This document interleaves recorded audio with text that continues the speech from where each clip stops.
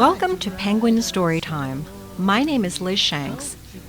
Our book today is called Elsie's Bird by Jane Yolen, illustrations by David Small. Most of us like it when life is safe, comfortable, familiar. No unexpected surprises or bumps in the road, so to speak. But what do you do when a big bump comes unexpectedly?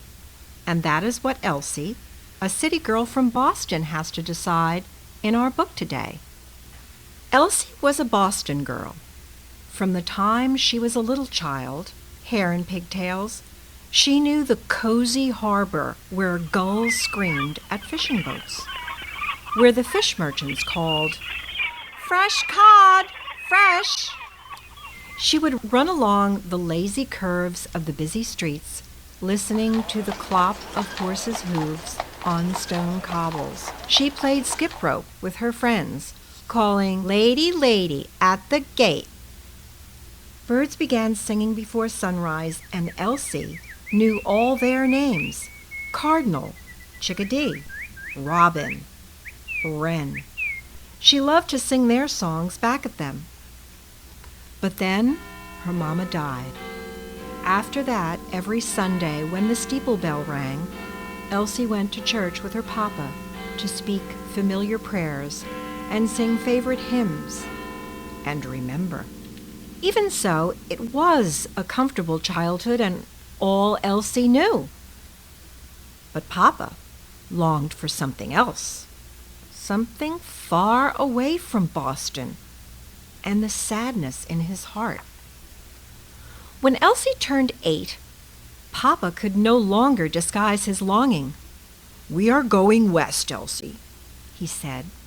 "We are going to find some happiness, away from here."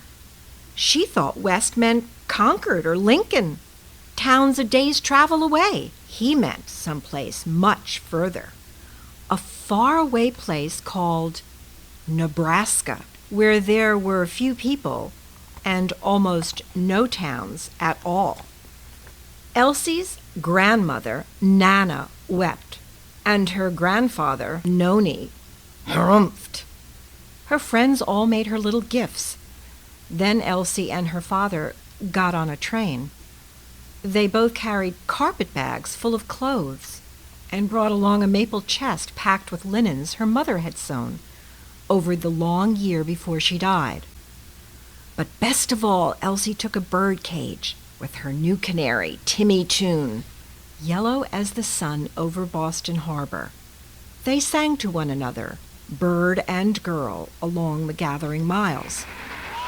All the way west, the clacketing of the wheels reminded Elsie how far she was going, away from the sound of the sea and the familiar bowl of sky. She might not have gone west had she known the only sea there was a sea of grass. She might not have gone west had she known the nearest neighbors lived miles away. She might have stayed home in Boston with her nanny and Noni. But she had already lost her mother. She couldn't bear to be parted from Papa, too. When they got to Nebraska, to the plot of land Papa had bought, there was only a house built in the ground. Its roof was made of sod, and grass grew around the chimney. Elsie wrote a letter home to Nana and Noni. "Here there's only grass and sky and silence." The only sound at night was her own crying in her little bed. But she didn't let Papa know. Sure, there was sound in Nebraska. Wind through the grass during the day, crickets, grasshoppers at night.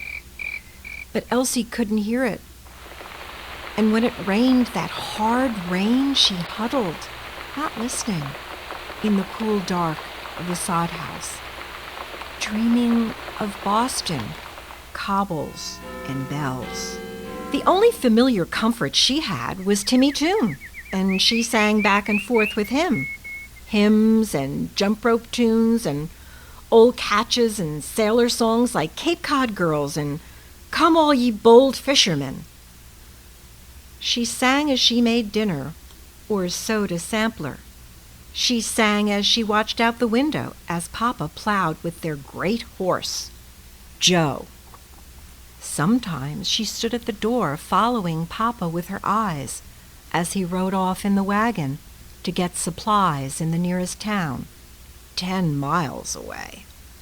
But she didn't go outside to wave goodbye. Oh, Papa tried to get her to walk out. He'd say, "Come with me to the river, Elsie. The fish are jumping at the flies." Or, "Come out with me to see the sunset, painting the big sky red." But she was afraid to lose herself in the silence of the prairie. She would touch Timmy Toon's cage, as if he kept her safe. "Well, I'm glad you've got that canary," Papa said, and then hugged her and drove away. Only one Friday, when Papa had gone off again, buying seed corn for the coming spring, Elsie accidentally left the cage door open. Timmy flew right out, winging through an open window. Elsie grabbed up the cage and without thinking ran outside after him. "Timmy!" she cried and whistled. "Timmy," she called to coax him back. She ran across the farmyard and into the tall prairie grass, crying the canary's name, "Timmy! Timmy!"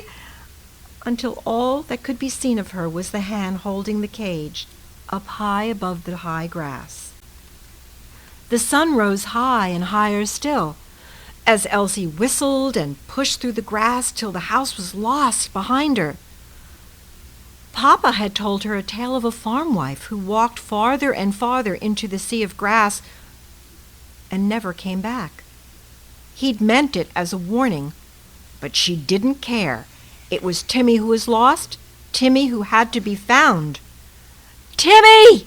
she cried again, and then, in a thin, hoarse voice, began to sing his favorite song.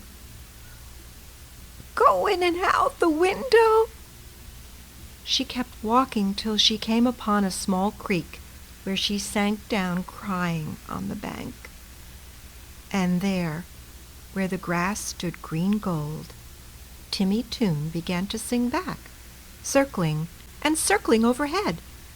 Then he flew down, perched on her shoulder, and sang out loud and long. Gently she put her hands around him, not like a cage to keep him in, but just to touch his golden head. Suddenly, they both heard a raspy coo-a-lee, coo-a-lee. A blackbird flew over to them and sang again. "Coo-a-lee!" Elsie sang back, "Coo-a-lee!" And then, then sitting there by the burbling creek in the green gold grass under the sun-washed sky, Elsie finally heard the voices of the plains. She heard wind rippling the grass. She heard long V's of geese spitting out cries like thread, the creaking call of sandhill cranes, the bubbly larkspur far out over the tall stalks. She clapped her hands and sang back to them too, skip rope songs and sea shanties and hymns from her Boston church, and Timmy Toon sang along with her. "Elsie! Elsie, where are you?" Elsie heard a frightened voice calling her name from far, far away in the grass. It was Papa. "Papa!" she cried, "I'm here! Here!" She picked up the cage and ran toward the sound of his voice. Timmy followed above her, stopping now and then to rest upon a stalk. When she saw Papa at last at the edge of the tall grass, Elsie heard other sounds too, for he had bought 5 hens and a strutting banty rooster in town that very day. He had traded Mama's 1-star quilt for a dog. How Elsie loved that hound! From the first moment it greeted her, jumping up and licking her face and then a roar in her ear. She sang back to it, a childhood favorite, with a bow wow here and a bow wow there. And Timmy Toon sang along. That hound, those hens, that banty rooster, and all the noise they made kept Elsie's house full of sound. And Elsie loved them all, for they turned her house into a true prairie home. Boys and girls, this is a wonderful story. I think it has a lot to say. It speaks a lot to each of us, to something deep in our hearts. And what can we learn from this book? Well, Elsie's safe, comfortable, and secure world is certainly turned upside down when her mama dies and her father moves them far away from Boston to Nebraska, far from all she knows. And that is a bit scary, as you can well imagine. She, in some strange way, is like Timmy Toon, her canary. She's not free or open to what surrounds her in Nebraska, but when Timmy accidentally flies free from his cage that is beyond its safety, he and she discover the beauty that has surrounded them in her new home, Nebraska. She samples it tentatively at first, and then joyfully, and so does Timmy. Life may and will not be the same in Nebraska or Boston, but it does help Elsie accept change and growth and the ability to enjoy her life again, but this time in a new way, a way that includes more things to experience and love. The dog and the hens and the roosters that her father has brought home. I think the important thing that Elsie learns is that home is wherever the people and the things we love are, not always in one particular place made up of four walls. We can carry home with us to a new place and discover a new home with the people we love and who love us, if we just give it a chance. My name is Liz Shanks, and I am the host of Penguin Storytime. As summer approaches, you are going to have lots more leisure time, and you will have the opportunity for your imagination to take you on lots of journeys via a book.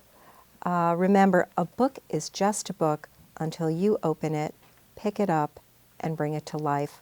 So have lots of adventures, reading lots of books this summer. You'll be glad you did.